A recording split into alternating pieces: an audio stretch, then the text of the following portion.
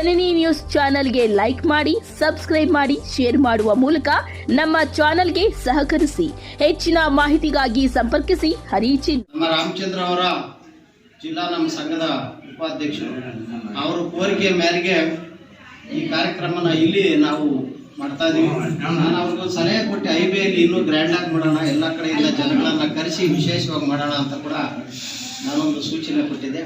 ಆದರೆ ಅವರು ವಿಶೇಷ ತರಬೇತಿಗಾಗಿ ಹೋಗೋದ್ರಿಂದ ಕಾಲಾವಕಾಶದ ವಿಳಂಬ ಇರೋದ್ರಿಂದ ನಾವು ಈ ಒಂದು ಸರಳ ಸಮಾರಂಭದಲ್ಲಿ ಸಮುದಾಯದ ಒಬ್ಬ ಹೆಣ್ಣುಮಗಳನ್ನ ನಾವು ಗುರುತಿಸಬೇಕಾಗಿತ್ತು. ನಮ್ಮ ಕರ್ತವ್ಯ ಮತ್ತು ಧರ್ಮ ಕೂಡ ಅದು.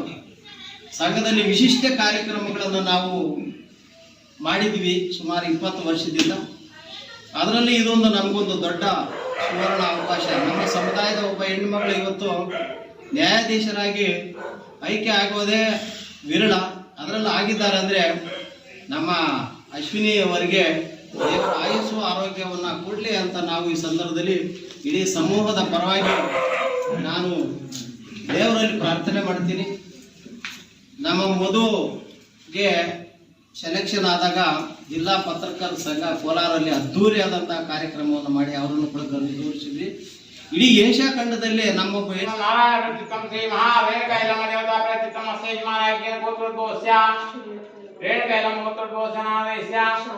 श्याम कुमार मंगलेशा अश्विनी नामनेहा नारद नामनेहा नारायण मंगलेशा सोगित मंगलेशा सहकुटुंब बाणां केमस्यदिया विजय विद्या आयुरारोग्यम अष्टाईश्वर्या दत्तं धर्मा मोक्ष कामा चित्रप्रदं श्री रेणुकायलमदेवताभ्यो नमः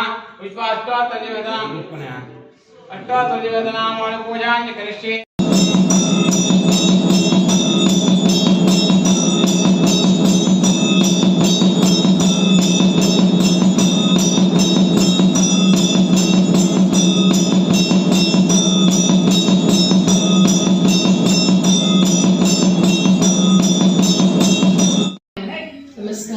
ತುಂಬ ಹಿರಿಯರಿದ್ದೀರಾ, ಕಿರಿಯರಿದ್ದೀರಾ, ಎಲ್ಲರೂ ನಮಸ್ತೆ ತಿಳಿಸ್ತಾ. ನಾನು LLB ಮಾಡಿದ್ದೆ ಒಂದು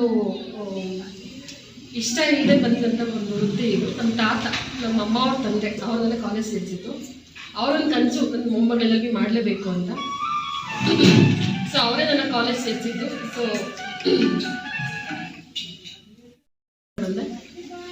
ನಿರಂತರವಾಗಿ ಒಂದು ಪರೀಕ್ಷೆಗಳನ್ನ ತಗೊಳ್ತಾ ಬಂದೆ. ನಾನು ನ್ಯಾಯಾಧೀಶರು ಆಗಬೇಕು ಅಂತ 2016 ಪರೀಕ್ಷೆಗಳು ತಗೊಳ್ತಾ ಬಂದೆ. ಸೊ ಇದು ನನ್ನ 8ನೇ ಒಂದು ಪರೀಕ್ಷೆ, ಇದು ಪ್ರಯತ್ನ. ಇದು 6 ಸಲ ನಾನು ಮೇನ್ಸ್ ಎಕ್ಸಾಮನ್ನು ಬರೆದು 4 ಸಲ ನೀಟಾಗಿ ಫೇಸ್ ಮಾಡಿದ್ದೀನಿ. ತುಂಬಾ ಹಾರ್ಡ್ ವರ್ಕ್, ಡೆಡಿಕೇಶನ್ ತುಂಬಾ ಮುಖ್ಯ. ನನ್ನ ಹಸ್ಬೆಂಡ್ ಅವರಿಗೆ ತುಂಬಾ ಸಪೋರ್ಟ್ ಆಗಿದ್ರು, ನನ್ನ ತಂದೆ ತಾಯಿ ಆಶೀರ್ವಾದ, ನನ್ನ ಹಿರಿಯರ ಆಶೀರ್ವಾದ. ಸೊ ಇವತ್ತು ನನ್ನ ಕನಸು ನೆನಸಾಗಿದ್ದು ತುಂಬಾ ಖುಷಿಯಾಗಿದೆ. ಸೊ ತುಂಬ ಮಾತುಗಳು ಬರಲ್ಲ ನನಗೆ. ಸಂವಿಧಾನದ ಒಂದು ಆಶಯಗಳನ್ನು ಎತ್ತಿ ಹಿಡಿದು ನನ್ನ ಒಂದು ಕರ್ತವ್ಯವನ್ನು ನಾನು ಸಂಯಮ, ನಿಷ್ಠೆ, ತಾಳ್ಮೆ ಮತ್ತು ಯಾವುದೇ ಒಂದು ಫೇವರಿಸಮ್ ಆಗಲಿ, ಒಂದು ಪಾರ್ಶಾಲಿಟಿ ಏನೂ ತೋರಿದಿರ ನನ್ನ ಒಂದು ಕರ್ತವ್ಯವನ್ನು ನಾನು ತುಂಬ ಶ್ರದ್ಧೆಯಿಂದ ನಿರ್ವಹಿಸ್ಕೊಂಡು ಹೋಗ್ತಿರೋ ನಂಬಿಕೆ ನನಗಿದೆ.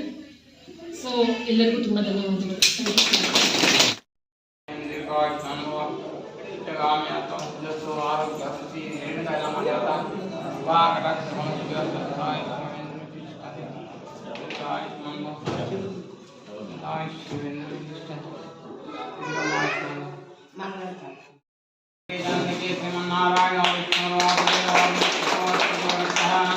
ओम श्री गुरुभ्यो नमः. ओम शतमानं भवते शतायुष्येवेन्द्रिये प्रतिष्ठते दीर्घमायुष्यो.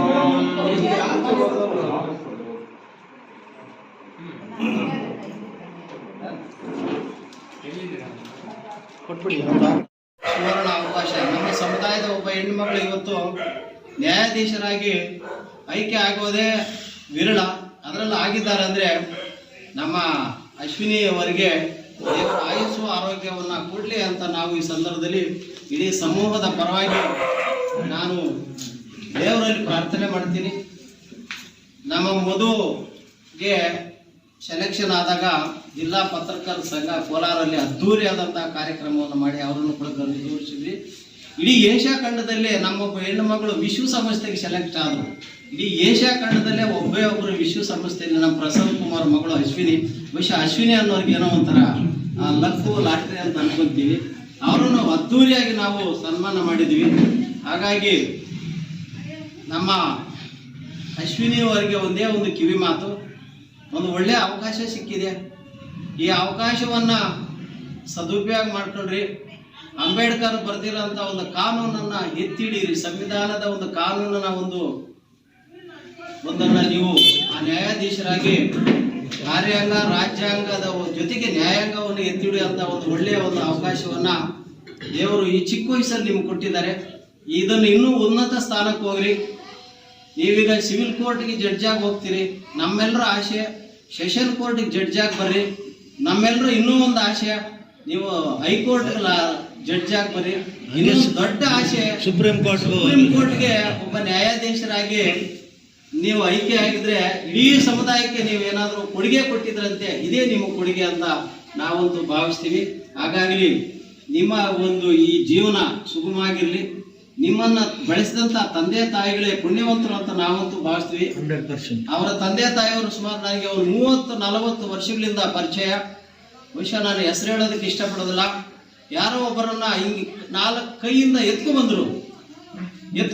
ಅವ್ರು ಏನಾದ್ರೂ ಇವತ್ತು ನ್ಯಾಯಾಧೀಶರಾಗಿ ಆಯ್ಕೆ ಆಗಿರಂದ್ರೆ ಅವ್ರ ಕೊಡುಗೆ ಅದು ನನ್ನ ವೃತ್ತಿಯಲ್ಲಿ ಅವ್ರನ್ನ ಇವತ್ತು ಜೀವಂತವಾಗಿ ಉಳಿಸಲಿ. ಬಹುಶಃ ಅವರು ಅದನ್ನು ಉಳಿಸ್ಕೊಡ್ಲಿ ಅಂತ ನಾವು ಭಾವಿಸ್ತೀವಿ.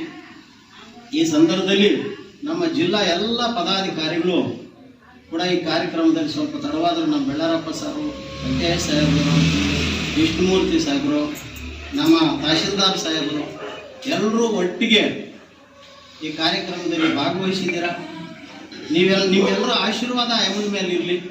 ನಿರಂತರವಾಗಿ ಒಳ್ಳೆಯ ಸೇವೆ ಮಾಡಿ ಸಮಾಜಕ್ಕೆ ಒಂದು ಕೊಡುಗೆಯನ್ನು ಕೊಡಲಿ ಅಂತ ನಾವು ಈ ಸಂದರ್ಭದಲ್ಲಿ ಆಶಿಸಿ ನಮ್ಮ ಪತ್ರಕರ್ತರು ಕಡೆ ಹೋಗೋದ್ರಿಂದ ದೇವರ ಆಯುಸ್ ಕೊಡಲಿ, ಆರೋಗ್ಯ ಕೊಡಲಿ. ಕಾನೂನನ್ನು ಎತ್ತಿಡಿರಿ. ಯಾರಿಗೂ ನೀವು ಕೇರ್ ಮಾಡೋ ಅವಶ್ಯಕತೆ ಇಲ್ಲ. ಇವತ್ತಿನ ಪರಿಸ್ಥಿತಿಯಲ್ಲಿ ಲಾಯರ್ ಜಡ್ಜ್ ಆಗಬೇಕಾದ್ರೆ ಅಷ್ಟು ಸುಲಭ ಅಲ್ವೇ ಅಲ್ಲ. ಒಯ್ಯುವಂಥದ್ದಿದೆ, ಅಲ್ಲಿಂದ ಮೂವ್ ಆಗಬೇಕು. ಅದು ಎಷ್ಟು ಕಷ್ಟ ಅಂತ ಎಲ್ರಿಗೂ ಗೊತ್ತಿದೆ. ಅದನ್ನು ಹೊರಗಡೆ ಪ್ರಪಂಚಕ್ಕೆ ನಾವು ಹೇಳ್ಕೊಳ್ಳೋದಕ್ಕೆ ಆಗೋದೇ ಇಲ್ಲ.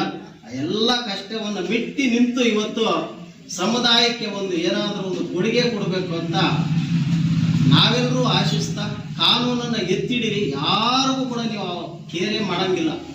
ಕಾನೂನು ನಿಮ್ಮ ಕೈಯಲ್ಲಿದೆ. ಅಂದರೆ ಕಾನೂನಲ್ಲಿ ಎಲ್ಲರನ್ನೂ ತೃಪ್ತಿಪಡಿಸೋಕ್ಕಾಗಲ್ಲ. ವಾದಿ ಮತ್ತು ಪ್ರತಿವಾದಿ ಇರ್ತಾರ.